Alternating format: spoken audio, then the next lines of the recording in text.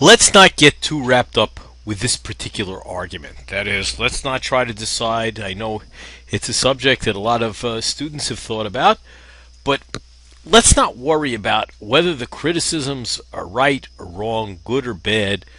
But the two critics, whether they're right or not, whether their points are correct or not, are making two rather different kinds of objections to the argument.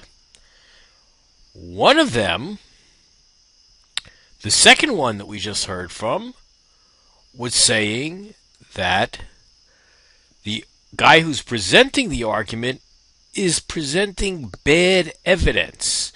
So there's what I would like to call defective factual content, right? He says, why do you say that that people who use drugs only hurt themselves? I think that's incorrect.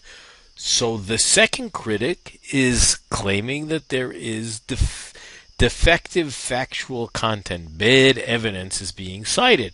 One kind of criticism.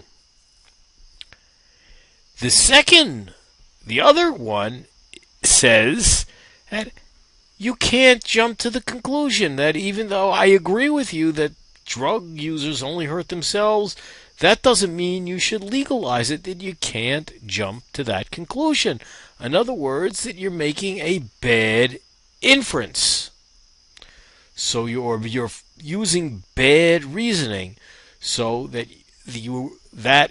your logic is in some way defective. So notice, one kind of criticism is the conclusion doesn't follow from the premise, is what our first critic says. The second one is saying, well, gee, the premise is false.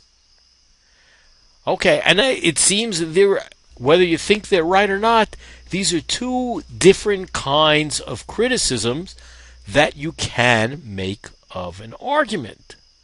So it suggests that there are two criteria for accepting an argument, for an argument being acceptable or being a good argument. One of them is logic, the inference or the reasoning. The other one being whether the person has the facts right.